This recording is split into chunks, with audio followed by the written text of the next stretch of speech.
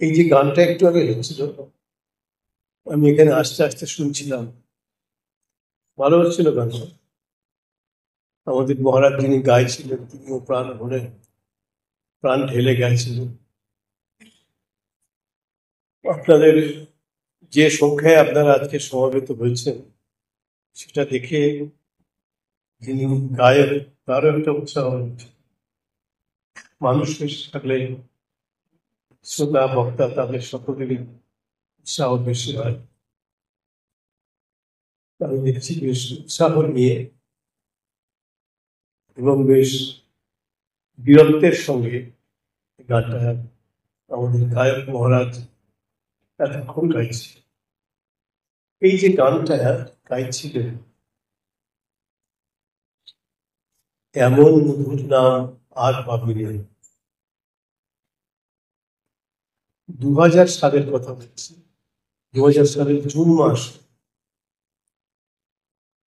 আমার ঠিক তারিখটা মনে নেই, তো 2000 সালটা মনে আছে।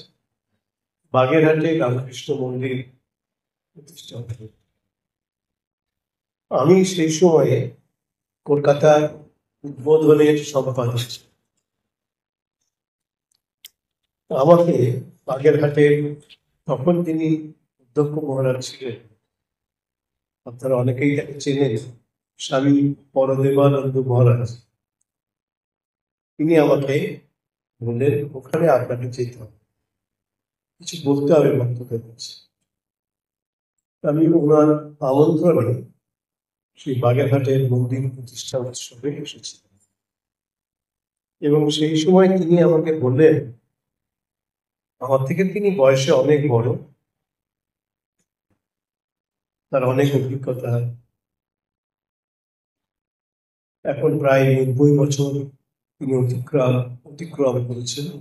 এখন এই মুহূর্তে তিনি বেলুড় মঠে আছেন, আবার ফিরে আসবেন এখানে, চিকিৎসা বোধহয় করাচ্ছেন। এবং বললেন, মহারাজ তুমি একটা সমস্যায় পড়েছে। তাহলে কি কি সমস্যা? এই যে গানটা এমন মধুর নাম আর পাবিনি, এই গানটা তো আমি লিখেছি। একজনের নাম বললেন, তিনি এখন সর্বত্র তার নামে এই গানটা প্রচার করছে, তিনি এই গানটা লিখেছেন। গানটা তো আমি লিখেছি। আমি তার অল্পদিন পরেই উদ্বোধনের সম্পাদক পদটা ছেড়ে আমি চলে আসবো আমার নতুন দায়িত্বে। তাই বললাম যে ভাই, আমি কদিন আছি, আপনি একটা কাজ করুন, আপনি ফিরে যাবেন বাগেরহাটে, আমিও ফিরে যাব কলকাতায় উদ্বোধন কার্যালয়ে। আপনি এই গানটা যে আপনি লিখেছেন এবং গানের এই কথাগুলি আপনি আমাকে লিখে দিন, একটা চিঠি আমাকে দিন, সম্পাদকের কাছে চিঠি দিন। আমি সম্পাদক ছিলাম, যে এই গানটি আমার লেখা, গানের কথাগুলি এই, কিন্তু কেউ একজন তার নামে এই গানটি চালাচ্ছে এবং কিছু লোকের কাছে এটা বেশ প্রচারিত হচ্ছে। এরকম তো হয় আমাদের, কিছু লোকের কাছে প্রচারিত হয়ে যায়। আপনি এই গানটা আমাকে লিখে দিন এবং এটা চিঠি আকারে আমাকে দিন, এই গানটা আমার লেখা। আমি দেখছি যে আরেকজন নামও বললেন, সে নামটা আমি লিখে চিঠির মধ্যে, উনি লিখে নিন, আমি বারণ করেছিলাম আপনি নাম লিখবেন না, আমি যা ব্যবস্থা নেবার এটা নেব। উনি লিখে পাঠালেন চিঠি আকারে, গানটি লিখে দিল। আজকে আপনারা এই গানটা শুনছেন, হয়তো অনেকেই জানেন না এই গানটি কার লেখা। এই গানটি হচ্ছে স্বামী দেবদেবানন্দ বলে একজন আমাদের প্রবীণ সন্ন্যাসী, স্বামী দেবদেবানন্দ। আমাকে নিয়ে গেছিলেন বাগেরহাটে স্বামী পরদেবানন্দ। তিনি এখানে থাকতে নেই, কিছুদিন আগেও ছিলেন, আবার ফিরে আসবেন। তার নাম স্বামী দেবদেবানন্দ। তিনি আমাকে বললেন যে এই গানটি আমার লেখা। এবার আমাকে বাজার লোকে ভুল বুঝছে, আমার কথা কেউ জানছে না, সবাই আর একজনের নাম সেটাই জানছে। মানে এটাই চিরকালের মতো আমি বন্ধ করে দিচ্ছি, চেষ্টা করবেন না, মানে এটা ছাপিয়ে দেব। ফিরে গিয়ে উদ্বোধনের দায়িত্ব ছেড়ে অন্য একটা দায়িত্বে আমাকে বেলুড় পাঠালেন। আমি সেখানে গেলাম। তার আগেই উদ্বোধন পত্রিকায় এই ওনার চিঠিটা এবং পুরো গানটা আমি ওখানে ছাপিয়ে দেওয়ার ব্যবস্থা করে দেবেন, প্রকাশ করে দেবেন। এই যে আপনারা গানটা শুনলেন, কি সুন্দর গান, কি সুন্দর কথা। লিখেছেন অনেক সিনিয়র একজন সন্ন্যাসী, এখন তিনি শরীরে নেই, গত হয়েছে, স্বামী দেবদেবান। তিনি শিলচর আশ্রমের অধ্যক্ষ ছিলেন, বোধহয় সিলেট আশ্রমের অধ্যক্ষ ছিলেন, আর কোথায় ছিলেন আমি জানি না, এই দুটো আমার মনে হচ্ছে। এই গানটা এত জনপ্রিয়তা লাভ করেছে, আমি যেখানেই যাই সেখানে দেখি এই গানটা গাওয়া আছে। ভক্তরাও এই গানের সঙ্গে গলা মেলাচ্ছে, মানে তাদের পছন্দ হয়ে গেল। সুন্দর গান, সুন্দর ভাব, দক্ষিণেশ্বর মহাতীর্থের কথা সেখানে আছে, ভগবান শ্রীরামকৃষ্ণের কথা আছে। এটা আপনাদের জানিয়ে দিলাম তথ্যটি, এটা আমার জানা, এই সত্য তথ্যটি আপনাদের কাছে আমি উপস্থাপন করব।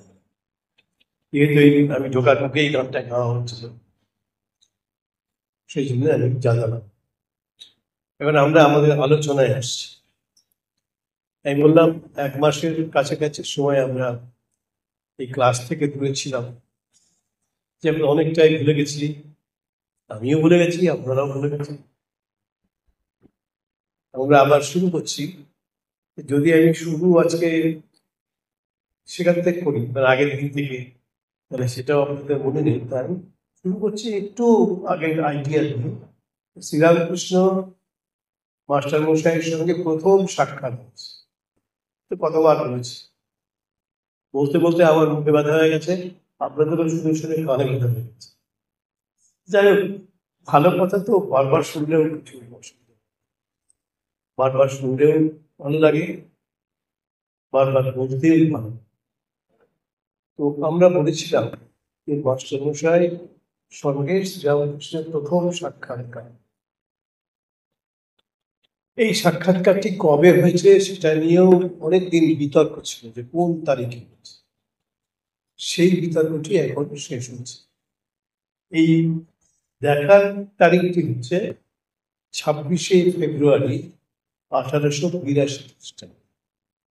মাস্টার মশাই মানে শ্রীমা তিনি কথাগুলো তো লিখেছেন, যার লেখার মাধ্যমে আমরা কথাগুলো পেয়েছি। শ্রীরামকৃষ্ণের কথা কিন্তু লিখেছেন তিনি।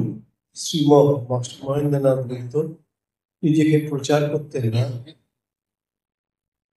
ছদ্মনামে নিজেকে রাখার চেষ্টা করতেন, নিজেকে অন্তরালে রাখার চেষ্টা করতেন। শ্রীরামকৃষ্ণের জীবনের একটি বড় বৈশিষ্ট্য হচ্ছে নিজেকে প্রচার করা যাবে না, নিজেকে আড়ালে রাখতে হবে, এটাই তার জীবনের শিক্ষা। তিনি বলতেন, না হম না হম, তু হুম তু, আমি নই আমি নই, তু হুম মানে তুমি, মানে ঈশ্বরকে বলছে, তুমি হচ্ছে সর্বস্ব, আমি কেউ নই। ওই যে নিজেকে মুছে ফেলা বিরাট ব্যাপার, মানুষ পারে না। মানে সব ব্যাপারে নিজেকেই প্রচার করতে চায়, নিজেকেই জাহির করতে চায়। শ্রীরামকৃষ্ণের শিক্ষা হচ্ছে নিজেকে মুছে দাও, নিজেকে মুছে ফেলো, অহংকারকে মাথা তুলতে দেবে না, এটাই শ্রীরামকৃষ্ণের শিক্ষা। তা আমরা শ্রীরামকৃষ্ণের কাছে সেই শিক্ষাটা পেয়েছি। শ্রীরামকৃষ্ণের কাছে শ্রীমন আর শিষ্য পার্শ্বদ একজন শিষ্য, তিনি হয়েছিলেন শ্রী শ্রী মায়ের কাছে মন্ত্র দীক্ষা। শ্রীরামকৃষ্ণের কাছে কিন্তু তার দীক্ষা হয়নি। আর শ্রীরামকৃষ্ণ তো এরকম আনুষ্ঠানিক দীক্ষা কাউকে দেয়নি, সামাজিক কাউকে। তাদের দীক্ষাটা হচ্ছে অন্যরকম, সে কথাও আমি আগে বলে এসেছি। আমাদের যে দীক্ষা হয়, এই দীক্ষা প্রধানত 3 প্রকার, 3 ধরনের। একটা হচ্ছে শাক্তি দীক্ষা, গুরু দীক্ষা দান করেন এবং সেই দীক্ষার মাধ্যমে শিষ্য এবং শিষ্যার মধ্যে তিনি শক্তি সঞ্চার করেন। এটাকে বলা হয় শাক্তি দীক্ষা। শক্তি সঞ্চার, মন্ত্র দানের বন্ধন, 1 নম্বর। 2 হচ্ছে মান্ত্রী দীক্ষা। মান্ত্রী দীক্ষা মানে এই যেমন আমাদের গুরুরা দীক্ষা দেন, মন্ত্র একটা দেন, সেই মন্ত্র উচ্চারণ করে আমি সারা জীবন ধরে সেটাকে স্মরণ করি, অনুশীলন করি, পালন করি। এটাকে বলা হয় মান্ত্রী দীক্ষা। সাধারণ গুরুরা এরকম দীক্ষা দেন, মান্ত্রিক দীক্ষা এবং শাক্তি দীক্ষা। এই 2 ধরনের দীক্ষা ছাড়া আরেকটি দীক্ষা আছে, সেই দীক্ষাটাকে বলা হয় সাম্ভবী দীক্ষা। তালবস্যে আকার, সাম্ভবী দীক্ষা। এই দীক্ষাটা কিরকম? এখানে মন্ত্র উচ্চারণ করার প্রয়োজন হয় না। আমি আমার ছোটবেলায় দেখেছি, আমার জীবনের কয়েকটা বছর, 5 বছর, ক্লাস 5 থেকে ক্লাস 10 অব্দি আমি আমার মামার বাড়িতে থেকে পড়াশোনা করছি। মামার বাড়ির যে স্কুলটা হলো এত স্কুল ছিল, সেজন্য আমাদের যেটা নিজেদের বাড়ি সেখান থেকে মাত্র 6 মাইল দূরে, সেখানে গিয়ে আমি ছিলাম এবং 5 বছর পড়েছিলাম। ঠিক আমাদের মামার বাড়িটার পাশের যে বাড়িটা, সেখানে আমাদেরই একজন আত্মীয়, আমাদের সম্পর্কিত কাকা, তিনি একজন গুরু ছিলেন এবং তিনি লোককে দীক্ষা দিতেন। আমি দেখতাম যে আমাদের বাড়ির পাশে অনেক দরজা ছিল, এই দরজা দিয়ে তার ওখানে যাওয়া যেত এবং দেখা যেত। দেখতাম যে তিনি তার কাছে শিষ্যরা আসছে, বহু লোককে তিনি দীক্ষা দিতেন। বহু লোককে মানে হাজার হাজার হবে না, তো কয়েকশো লোককে তিনি দীক্ষা দিয়েছে। তিনি দেখতাম যে তাদেরকে কাছে ডেকে তাদের গানে গানে যে মন্ত্রটা দিতেন সেটা আমরা শুনতে পেতাম না, তিনি যাকে দিতেন তিনি শুনতেন। পুরুষ হোক বা মহিলা হোক, কাছে ডেকে গানটা তার মুখের কাছে এনে দীক্ষা। এই যে দীক্ষা দেওয়াটাই সাধারণত দেওয়া আগে কানে কানে। এখন আর কানে কানে দীক্ষাটা উঠেই গেছে বলে, কারণ এখন মানুষ অনেক বেশি দীক্ষা নিচ্ছে, তাহলে এত কানে কানে দীক্ষা দেওয়া মুশকিল। আমাদের একজন গুরু ছিলেন, বিখ্যাত গুরু, আমাদের মঠ মিশনের 10ম স্বামী বীরেশ্বরানন্দ, খুব বিখ্যাত সৃষ্টি মায়ের আদর্শ ছিলেন। তিনি সব থেকে বেশি দীক্ষা দান করেছিলেন তখন পর্যন্ত। তার শরীর চলে যাওয়ার পরে বেলুর মঠের পক্ষ থেকে আমাকে বলা হলো তার একটা জীবনী লিখতে হবে। এটা আমাদের নিয়ম, গুরুদের শরীর চলে যাওয়ার পরে একটা ছোট্ট পুস্তিকা বেরোলো। তা আমাকে বেলুর মঠ কর্তৃপক্ষ বললেন, তুমি এই জীবনীটা দেবে। স্বামী বীরেশ্বরানন্দ ওই জীবনী লিখতে গিয়ে আমি অনেক তথ্য বেলুর মঠের পক্ষ থেকে আমাকে দেয়া হলো এবং দেখলাম তিনি সেই সময় আমরা শুনতাম যে তিনি অনেক দীক্ষা দিয়েছেন। আমার কাছে পুরো তথ্যটি বেলুর মঠ কর্তৃপক্ষ দিলেন। দেখলাম তুমি যে দীক্ষাদান করেছে সেই দীক্ষার্থীর সংখ্যা হচ্ছে ৭৮,০০০, 78,000। ওটাই ম্যাক্সিমাম, সে পর্যন্ত ওটাই সব থেকে বেশি। তারপরে এলেন, তারপরেই নয়, তার একজন পরে আরেকজন খুব জনপ্রিয় গুরু আমাদের এলেন, তার নাম স্বামী ভূতেশানন্দ। তার নাম শুনে থাকবেন, হয়তো কেউ তার কাছে বক্তব্য দীক্ষাও পেয়ে থাকবেন। স্বামী ভূতেশানন্দ উনি হচ্ছেন আমাদের সঙ্গে দ্বাদশ 12 গুরু স্টেট। তিনি যে দীক্ষা দিলেন, আবার তার পরলোক গমনের পরে, দেহান্তরের পরে তার জীবনীটাও বেলুর মঠ কর্তৃপক্ষ আমাকেই লিখতে হবে। তখন আমি যে তথ্যটি বেলুর মঠের পক্ষ থেকে পেলাম, তখন দেখলাম তার দীক্ষিত ভক্তের সংখ্যা 1,21,000। ওটাই সব থেকে বেশি ছিল 78,000 স্বামী বীরেশ্বরানন্দ মহারাজ। তারপরে হলো স্বামী ভূতেশানন্দজি বলেছেন, তার দীক্ষিত গল্পের সংখ্যা যে তথ্য আমাকে বেলুড় মঠ কর্তৃপক্ষ দিয়েছিল, সেখানে দেখলাম 1,21,000। এটা সব থেকে বেশি তখন পর্যন্ত হলো। এবং আমরা তখন বলেছিলাম, জীবনীতে আমি লিখেওছিলাম, এ পর্যন্ত বেলুড় মঠের সর্বাপেক্ষা জনপ্রিয় লোকপ্রিয় যে প্রত্যক্ষ গুরু তিনি হচ্ছেন স্বামী ভূতেশানন্দ। তার পরে একজন গুরু আমাদের হলেন বেলুড় মঠের প্রেসিডেন্ট। তার কাছে হয়তো আপনারা কেউ কেউ দীক্ষা নিয়ে থাকবেন। তার নাম স্বামী গহনানন্দ। বেলুড় মঠের পরবর্তী ঠিক পরের নয়, পরের গুরু। তিনি আবার সবাইকে ছাড়িয়ে, যতদূর জানি তার দীক্ষিত ভক্তের সংখ্যা হচ্ছে 1,41,000। বীরেশ্বরাদের হচ্ছে 78,000, 78,000। সেটাই তখন সব থেকে বেশি। তারপরে স্বামী ভূতেশানন্দ 1,21,000। এরপরে স্বামী গহনানন্দ দিলেন 1,41,000। এটাই এখনো পর্যন্ত সব থেকে বেশি শিষ্য সংখ্যা একজন গুরুর মাত্র। এভাবে গুরু শক্তি আমাদের যেটা বিশ্বাস, আমাদের যেটা ঐতিহ্য, সেই ঐতিহ্য অনুসারে আমরা বিশ্বাস করি গুরু আমাদের ব্যক্তিটি পাল্টায়, মানুষটি পাল্টায়, কিন্তু গুরু শক্তি পাল্টাচ্ছে। ওই একজন গুরুকে আশ্রয় করে গুরু শক্তি প্রকাশিত হয়। সেই গুরু একজনই থাকে, সেই গুরুর নাম হচ্ছে ভগবান শ্রীরাম।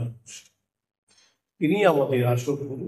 আমাদের মন মিশনের কথা বলছি, তিনি আমাদের আসল গুরু ভগবান শ্রীরামকৃষ্ণ। এবং যেসব গুরুরা দীক্ষাদান করে তারা ওই সেই আদি গুরু বা পরম গুরু শ্রীরামকৃষ্ণেরই প্রতিনিধি। আমি একজন, আমার আগে ছিলেন স্বামী অমেয়ানন্দজি মহারাজ, তিনি একজন গুরু। তার বোধহয় দীক্ষিত ভক্তের সংখ্যা 28,000। কারণ তার সময়ে একটা গোলমাল হচ্ছিল, এবং সেই গোলমালের ভয় বলবো না, গোলমালের জন্য তিনি আর ঢাকা মঠের বাইরে যেতে ভয় দেখানো হচ্ছিল, যাবেন না, মেরে ফেলবো। তো উনি আর বাইরে যেতেন না, যা দীক্ষা এখানে এই ঢাকা মঠে। সেজন্য ওই সংখ্যাটা বেশি বাড়তে পারেনি। ওর সংখ্যা হচ্ছে 28,000 ছিল, 28,000 প্লাস। উমানন্দজির পরে হচ্ছে আমি এখানে এখন আমি দীক্ষা দিচ্ছি। আমাদের মাঝখানে 2 বছর কোভিড ছিল, দীক্ষা একেবারে বন্ধ ছিল, দীক্ষা দেওয়া বন্ধ ছিল 2 বছর পর। তারপরে এই দেশের নানা রকম পরিবেশ, রাজনৈতিক পরিবেশ সবগুলো আছে, তাতে দীক্ষার কাজটা অনেক বাধাপ্রাপ্ত হয়েছে। এখন দীক্ষা কাজ চলছে, এই তো আগামী 31 তারিখে আবার আমি ওই অমেয়ানন্দজির পিছন যাচ্ছি। আমি ওই পিছনে আছি, পিছনে আমি পরে এসেছি, এখন পিছনে যাচ্ছি। বেশি দিন ছিলেন, বোধহয় 9 বছর কি 10 বছর ছিলেন। আমার এখন 7 বছর চলছে।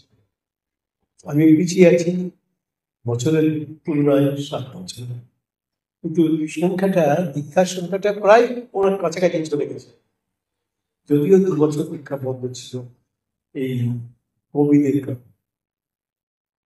আমার এখন 27,000 প্লাস এখন হচ্ছে। যাই হোক, এখন ভগবানের ইচ্ছে চলছে। এই পুরা দীক্ষা যে দান করে, ওই মানুষের ধারণা ছিল কানে মন্ত্র। একটা কবিতা আছে, আপনারা জানেন, যে মানুষ গুরু মন্ত্র দেন কানে। তখন কানে কানেই এই দীক্ষা মন্ত্র, গুরু মন্ত্র দেওয়ার রেওয়াজ। তাই সেই কবিতায় বলা হচ্ছে মানুষ গুরু দীক্ষা দেন কানে, আর জগৎগুরু অবতার পুরুষ যারা আছে, যেমন ভগবান শ্রীকৃষ্ণ, ভগবান শ্রী চৈতন্য, ভগবান শ্রীরামকৃষ্ণ, তারা দীক্ষা দেন কোথায়? তারা দীক্ষা দেন প্রাণে। মানুষ গুরু দীক্ষা দেন কানে, আর জগৎ গুরু দীক্ষা দেন, ভগবান দীক্ষা দেন প্রাণে। কান লাগেন? এখন আর এই আমরা যে দীক্ষা দিচ্ছি, আমার 27,000+ শিক্ষার্থী হয়েছে, একদিন কিন্তু কানে দীক্ষা দিই, সব একসঙ্গে বসিয়ে 100 জন হোক, 50 জন হোক, 60 জন হোক, সঙ্গে সবাইকে দীক্ষা দেওয়া হবে। এখন যুগের সঙ্গে সঙ্গে দীক্ষার পদ্ধতি, উপকরণ সবই পাল্টে যাচ্ছে, পাল্টাবেই স্বাভাবিক পাল্টেছে।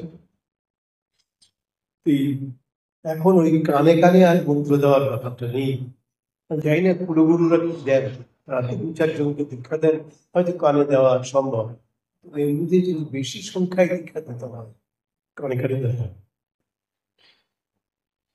তো আমরা এখন একসঙ্গেই সবাইকে বসি ওই মন্দিরে আমরা দীক্ষা দিই।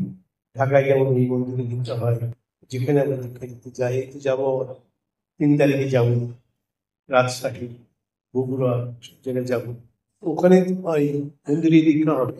তো সেখানে কানে কানে দীক্ষা, একসঙ্গে ধরুন 100 জনকে দীক্ষা দেওয়া হবে, একটু বেশি দীক্ষা দেওয়া হবে, সবাইকে একসঙ্গে বসিয়ে একই মন্ত্র। তো সবাইকে আমাদের এই বীরেশ্বরী মহারাজ আসার আগে অব্দি আমাদের গুরুরা যারা, তারা যদি কেউ চাইতো কৃষ্ণের মন্ত্র, কৃষ্ণের মন্ত্র দিতে, কালীর মন্ত্র, কালীর মন্ত্র দিতে, শিবের মন্ত্র, শিবের মন্ত্র দিতে, দুর্গার মন্ত্র, দুর্গার মন্ত্র দিতে।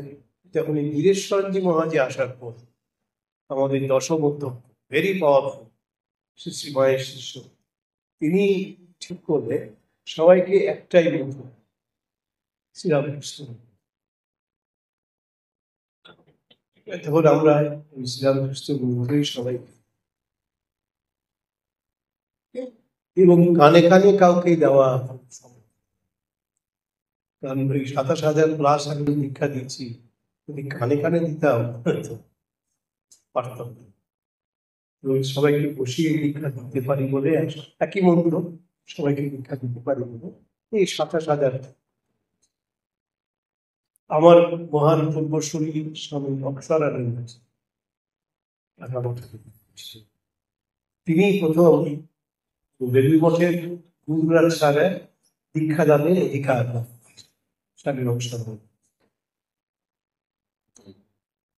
উনি প্রায় 20 বছর, 20 বছর দীক্ষাদান করছে, গুরু ছিলেন 20 বছর, এবং 20 বছরে তার দীক্ষার্থীর সংখ্যা যতটুকু আমি সংগ্রহ করতে পেরেছি প্রায় 56,000, 56 স্বামী অক্ষরানন্দ। তারপরে স্বামী অমেয়ানন্দজি মহারাজ, তার হচ্ছে 28,000, 28,000+। তারপরে আর আমার এখন 27,000, 27,000+ চলছে। যাই চলুন, সংখ্যাটা কোনো নয়। এই যে 1,41,000 আমাদের একজন মহারাজ দীক্ষা নিয়েছেন, তার থেকে কি বীরেশ্বর মহারাজ ছোট ছিল? ঈশ্বর বিশাল এক শক্তিমান গুরু ছিল স্বামী বীরেশ্বর। স্বামী নিত্যানন্দজিকেও আমরা পেয়েছি, তিনিও খুব শক্তিমান। তখন বাংলাদেশে অনেক থাকা, খাওয়া, যাওয়া অসুবিধা ছিল। এই 80-র দশকে, গত শতাব্দীর 80-র দশকে, তার সত্ত্বেও কত কষ্ট করে বাংলাদেশের বিভিন্ন জায়গায় গিয়ে ভক্তদের দীক্ষা দান করছে। এই যে অক্ষরানন্দ মহারাজ কি কষ্ট করে, এটাই তো এই বাংলাদেশের এই ভাবটাকে সব থেকে বেশি শক্তিশালী করলেন স্বামী অক্ষরানন্দ। বাংলাদেশের 56,000 তার দীক্ষার্থীর সংখ্যা ছিল, বা দীক্ষিত ভক্তের সংখ্যা ছিল। কষ্ট করে গেছে, আমি তো ভাবতেও পারি না। আমি দু একটা ছবি দেখলাম, দীক্ষা দিতে যাচ্ছেন, তখন তো এই হাওর টাওর জলে সব ভাসত। এই হাওর এলাকায় বাংলাদেশে তিনি নৌকো করে, কখনো নৌকাও নেই, অন্য কোনো ভাবে তিনি সেসব হাওর এলাকায় দীক্ষা দিচ্ছেন। আমি একটা ছবি দেখলাম, মানে নৌকা করে, ছোট ডিঙ্গি, বড় নৌকা না, ছোট ছিপ নৌকা বা ডিঙ্গি নৌকা তখন যাচ্ছে। আর সুকুমার বিশ্বাস বলে একজন আমাদের ছিলেন গান, মহারাজ দীক্ষা দিতে, দীক্ষার পরে এই ঠাকুরের নাম কীর্তন ভজন হতো ওই সুকুমার বিশ্বাস। এখনো তিনি বেঁচে আছেন, বয়স হয়ে গেছে অনেকটা, আগের থেকে সব কমজোরি হয়ে গেছে, এখনো তিনি আছে, কদিন আগেই তাকে দেখি। তো মহারাজ মানে অবসরানন্দজি মহারাজ খুব কষ্ট করেন এই বাংলাদেশের এই শ্রীরামকৃষ্ণের ভাব, আধ্যাত্মিক ভাব তরঙ্গ তিনি উচ্চারণ করেছেন। আমাদের পথ তিনি প্রস্তুত করেছেন, যেভাবে তিনি গেছেন, যে কষ্ট করেছেন, আমি হলে তো এই কষ্ট করতাম, এটা তিনি করেছেন। তখন শৌচালয়ের খুব অসুবিধা, এখন আমরা 20 বছর আগে বাংলাদেশকে ভাবতেই পারি না। এখন 20 বছর পরে আমরা যে বাংলাদেশকে দেখছি, সেখানে অনেক উন্নত ব্যবস্থা হচ্ছে, আমাদের মত মিশনের অনেক ব্যাপারটাও অনেকটা উন্নত হয়েছে, কিন্তু এটা ছিল না। অবসরানন্দজি মহারাজ অনেক কষ্ট করে এই দীক্ষা ছিলেন, কত কষ্ট করেছে।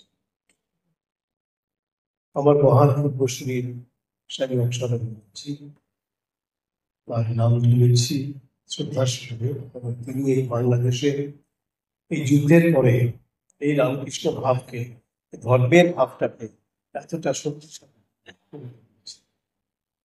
তারপরে তার ধারা বহন করেছেন যুপাল স্বামী উদয়ানন্দজি, তারপরে আমার বার করেছেন, আগে এসেছে, এখন আমি চালিয়ে দিচ্ছি, দেখা যায় ঠাকুরের কি ইচ্ছে।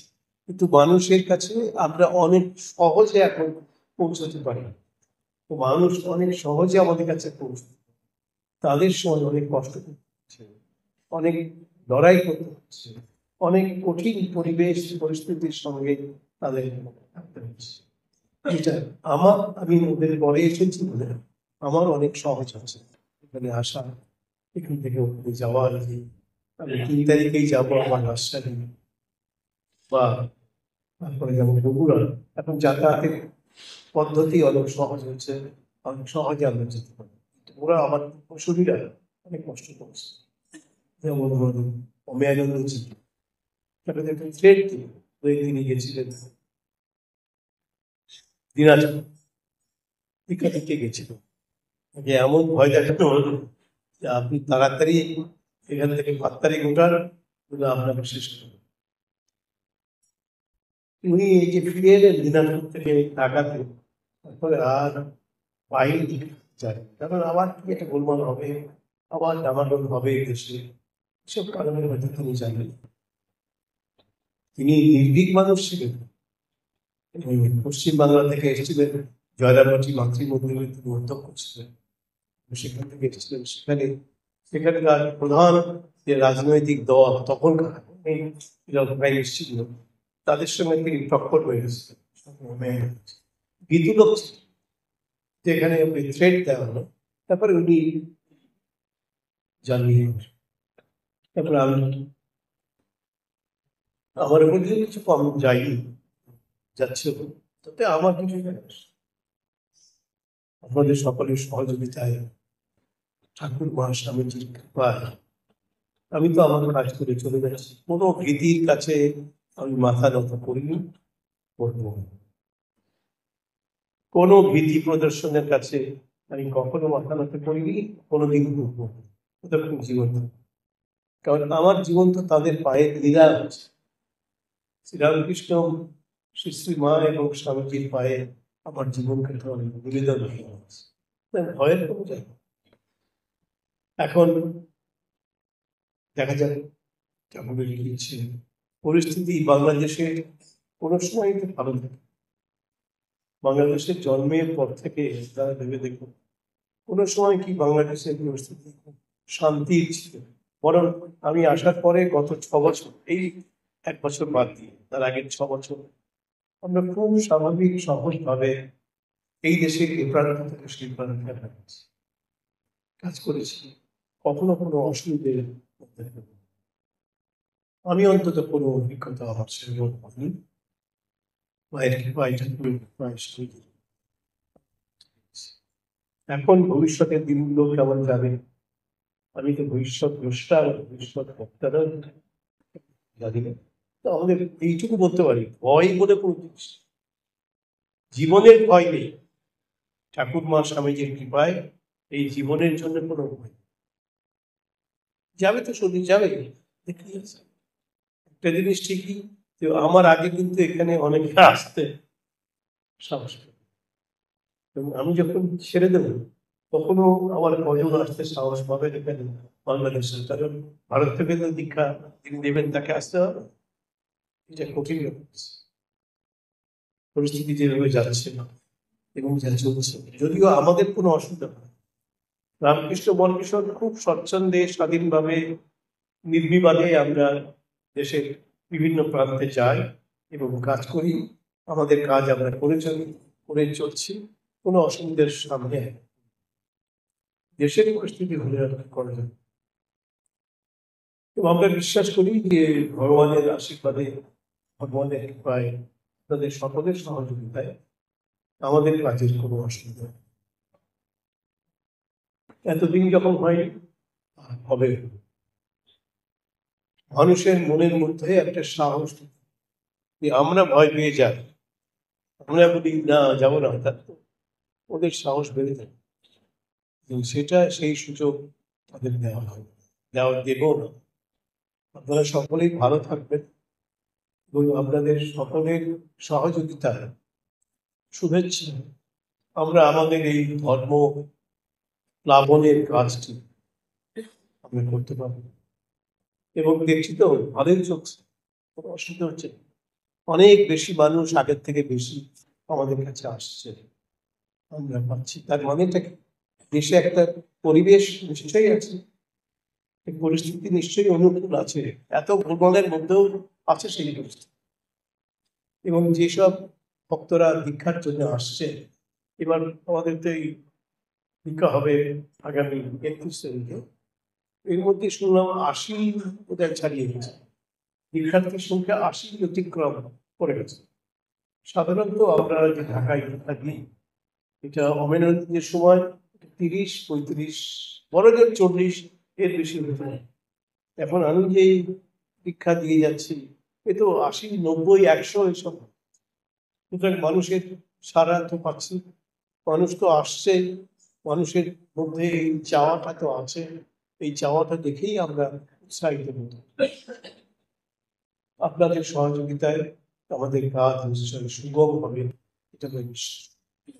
আর সর্বোপরি আমাদের মাথার উপরে যিনি আছেন, আমরা বিশ্বাস করি তিনি হচ্ছেন ভগবান শ্রীরামকৃষ্ণ। তার শক্তি, যারা দুষ্টামি করে, গোলমাল করে, তাদের সকলের শক্তি থেকে বেশি। আমরা ভয় পাবো কিসের? কাকেই বা ভয়? স্বামী বিবেকানন্দ বলছে, ভয় কাকে ভয়, কিসের ভয়? ওটাই আমাদের আদর্শ। ভয় কাকে ভয়, কিসের ভয়? জীবনের ভয় আমি অন্তত করি না। অক্সফোর্ডে খুব সাহসী মানুষ ছিলেন, তিনিও করতেন, খুব সাহসী মানুষ। আমি এবং অক্সফোর্ডে আগেও বলেছি, একই জায়গা থেকে আমরা এসেছি। যদিও অক্সফোর্ডের জন্ম বাংলাদেশে, কিন্তু তিনি তার কাজ করেছেন, তার জীবনটা প্রায় সবটাই তিনি দিয়েছেন ওই বাংলা, ভারতবর্ষ। আর আমার তো জন্ম ভারতবর্ষে, কর্ম ভারতবর্ষে, এখন এই বাংলাদেশে এসে আপনাদের কাছে ঠাকুরের সেবা করার সুযোগ হয়েছে। তো ঠাকুরের সত্যিই কাজ করে গুরু তিনি। আমরা হচ্ছি ওই আগেকার দিনে, আপনারা দেখেননি হয়তো যারা এই প্রজন্মের লোক, আগেকার দিনে ছাদের পাশে ওই বৃষ্টির জলে ছাদে পড়তো, তো সেটা বেরিয়ে যাওয়ার জন্য কতগুলো পাইপ লাগানো হতো, ছাদের পাইপ, জলটা বেরিয়ে যাবে। জলটা তো ছাদে জমা হয়েছে, সেই জলটাই বেরিয়ে যাচ্ছে ওই পাইপগুলো থেকে। আমরা হচ্ছে ওই ছাদের পাইপ, জলটা হচ্ছে শ্রীরামকৃষ্ণ। ভগবান শ্রীরামকৃষ্ণ। তিনি শক্তি, তারই সবকিছু। সেই জলটা বিভিন্ন যেমন ছাদের পাইপ দিয়ে বেরিয়ে যায়, আমরা হচ্ছে এক একটা পাইপ মাত্র, সেই পাইপ দিয়ে জলটা বেরিয়ে যাচ্ছে। আসল হচ্ছে ভগবান শ্রীরামকৃষ্ণ নামক মহাসমুদ্র। সেই সমুদ্রের জল বিভিন্ন ধারাপথে বেরিয়ে যাচ্ছে। আমরা হচ্ছি এই আমার মতো যারা ক্ষুদ্র ক্ষুদ্র গুরু, তারা এই পাইপের মতো, ছাদের পাইপ, পাইপ দিয়ে ছাদের জলটা বেরিয়ে, জলটা তো ছাদে জমা হয়েছে, আমরা সেই পাইপের মতো এক একটা পাইপের মতো যতটুকু তার সামর্থ্য সে জলটা বের হচ্ছে।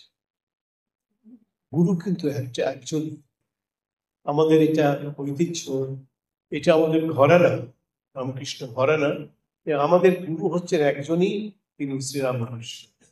আমরা হচ্ছি যারা আমরা দীক্ষা দান করার জন্য যাদেরকে আমাদের নিযুক্ত করা হয়েছে, তারা ওই গুরুরই একজন প্রতিমূর্তি, প্রতিমূর্তি। আপনারা যারা আমাদের মন্ত্রিসন থেকে দীক্ষা নিয়েছেন, তাদেরকে আমরা বলবো যে মনে রাখবেন, গুরু আমাদের ওই যে মন্দিরে বসে আছেন, তিনি আমাদের সকলের, আমার আপনার আমাদের সকলের হচ্ছেন তিনি শ্রীরামকৃষ্ণ।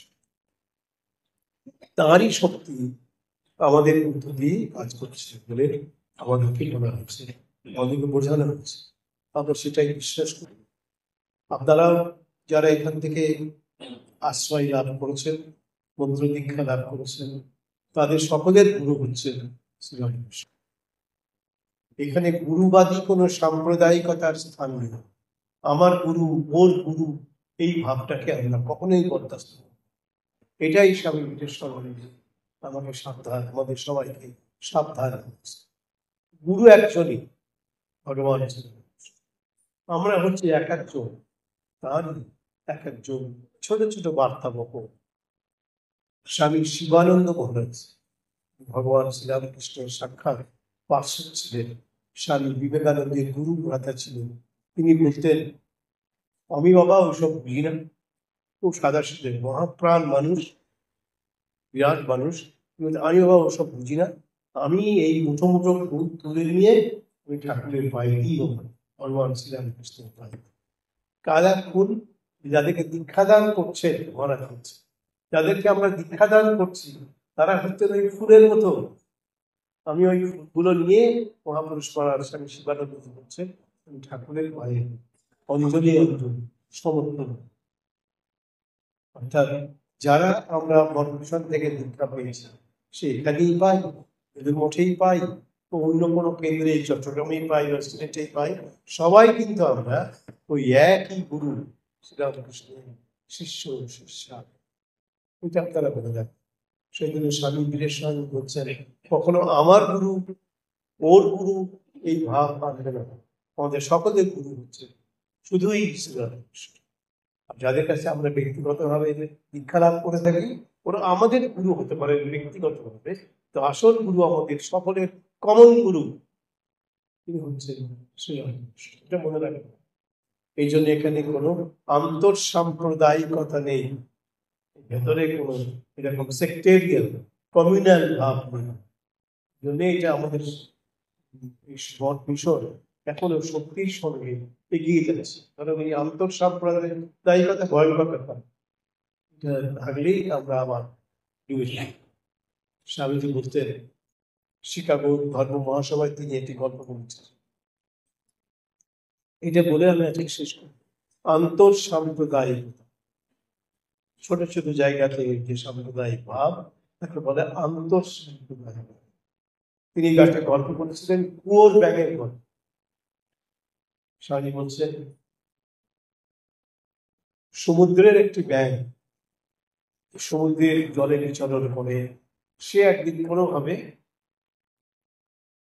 চলে এসেছে এখানে কাছাকাছি, এবং একটা কুয়োর ব্যাঙ, কুয়োর মধ্যে থাকে।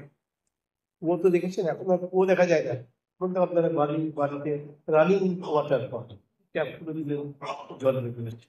তখনকার দিনে এরকম ছিল কুয়ো, কূপ। সে কূপ খনন করে বড় লোকরা, জমিদাররা তারা করতেন এবং সেই জল পান করতেন। একটা কুয়োর মধ্যে একটা ব্যাঙ ছিল, তো একটা সমুদ্রের ব্যাঙ সমুদ্র থেকে কুয়োর কাছাকাছি এসেছে। এখন যখন কুয়োর কাছাকাছি এসছে, কুয়োর ব্যাঙটা দেখছে যে একটা ব্যাঙ আর তার মতো একটা ব্যাঙ, তো অনেক হৃষ্টপুষ্ট ব্যাঙ, সমুদ্র থেকে এসছে তো অনেক হৃষ্টপুষ্ট ব্যাঙ। তখন কুয়োর ব্যাঙটা বলছে, তুমি কে? সমুদ্রের ব্যাঙকে বলছে, তুমি কে? সমুদ্রের ব্যাঙ বলছে, আমি সমুদ্র থেকে এসেছি। সমুদ্র? সেটা আবার কি? তোমার সমুদ্র কি আমার কুয়োর থেকেও বড়? বাবা বলছে, তোমার সমুদ্র কি আমার কুয়োর থেকেও বড়? তা তো কুয়োর বাইরে জগৎ আছে কিন্তু জানি না, সেটা আমার কুয়োর থেকেও বড়।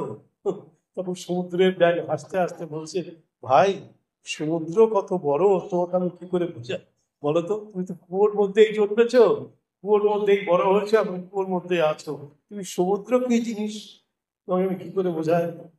তখন সেই কুয়োর ব্যাংকটা তার খুব লাগলো আর কি, কুয়োর থেকেও বড়, কুয়োর থেকেও বড় কিছু আছে না। তো কুয়োর ব্যাংকটা কুয়োর একটা প্রান্ত থেকে আরেকটা প্রান্তে লাভবান, ওই কুয়োটুকু যতটুকু, তোমার সমুদ্র কি এর থেকেও বড়? তখন সমুদ্রের ব্যাঙ হাসতে হাসতে বলছে, আরে ভাই তোমাকে আমি কি করে বোঝাবো বলো তো? কুয়োতে তুমি থাকো, সমুদ্র কি জিনিস, বিশাল কুল কিনারাহীন সেই সমুদ্র। আমাদের যাতে এই কুকুমন্ডুকতা, মন্ডুক মানে ব্যাঙ, কূপ মানে কুয়ো, কুয়োর ব্যাঙের মানসিকতা আমাদের মধ্যে না আসে, সেই জন্য স্বামীজি এই গল্পটা বলছে। হিন্দু তার কুয়োর মধ্যে বসে ভাবছে এটাই জগৎ, মুসলমান তার কুয়োর মধ্যে বসে ভাবছে এটাই জগৎ, খ্রিস্টান তার কুয়োর মধ্যে বসে ভাবছে এইটাই জগৎ, বৌদ্ধ সে তার কুয়োর মধ্যে বসে ভাবছে এটাই জগৎ। যদি একবার সমুদ্রের সাক্ষাৎ হয় তাদের, সমুদ্রের সঙ্গে তাদের পরিচয় হয়, তখন তারা বুঝবে জগৎ সমুদ্র কোথায়। শ্রীরামকৃষ্ণ আমাদের এই গল্পটা কিন্তু স্বামী বিবেকানন্দ শিকাগোর ধর্ম মহাসভায় বলেছিলেন, ফ্রগ ইন দ্য ওয়েল, কুয়োর ব্যাঙ।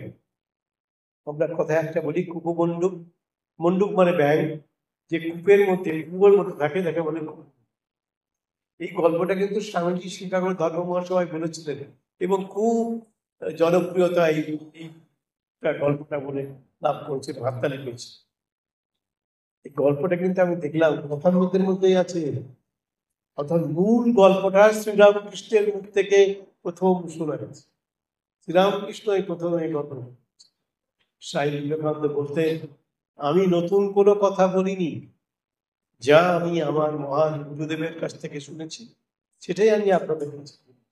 আমার কথা যে কথাগুলো আমি বলি বা বলে এসেছি এতদিন, একটু আমার কথা নয়, আমি জানি কি তাই বলবো। সুতরাং সবটাই হচ্ছে আমার যারা মহান পূর্বসূরি তাদের কাছ থেকে শোনা, তাদের কাছ থেকে পাওয়া, বা স্বামী বিবেকানন্দের জীবন, তার রচনা, শ্রীরামকৃষ্ণের কথামৃত বা ঠাকুরের অন্যান্য পার্শ্বদের কথা থেকেই পাওয়া, আমার নিজের কিছু দেওয়া। যাই হোক, আমরা দুর্গাপূজার পরে অনেকদিন পরে আপনাদের সঙ্গে মিলিত হওয়ার সুযোগ হলো। পরের শুক্রবারটাই আবার দীক্ষা আছে, কিন্তু সেদিন আমার যেমন কথা মতো ক্লাস থাকে ক্লাস আসবেন। তারপরে শুক্রবারে আমার দেখবেন কিছু মনে করবেন না, কারণ আমাদের তো এইসব করে খেতে হবে, তো মানুষের ঘরে যেতেও হবে। সুতরাং তারপরে শুক্রবার, এই পরের শুক্রবারে আপনাদের কথা মতো ক্লাস বলতে পারবো। তারপরে শুক্রবারে আমি থাকবো না বেশ কিছুদিন, আবার বাইরে যেতে হবে, আবার ফিরে এসে আবার যখন সুযোগ পাবো তখন নিশ্চয়ই শুক্রবার পেলে আপনাদের সঙ্গে আবার দেখা হবে। আজকে এই অবধি। এখন যেহেতু দুর্গা পূজার পরে আর কালী পূজার পরে আপনাদের সঙ্গে দেখা হচ্ছে, জন্য আপনাদের সবাইকে আমাদের বিজয়ার আন্তরিক শুভেচ্ছা জানাচ্ছি। কালী পূজা মানে দীপাবলির আন্তরিক শুভেচ্ছাও জানাচ্ছি। আপনারা সপরিবারে সবাই সমানভাবে ভালো থাকবেন, সুস্থ থাকবেন, আনন্দ থাকবেন, এটি আমার মায়ের কাছে প্রার্থনা। বলে রাখবেন। আচ্ছা, আমাদের আপনারা সবাই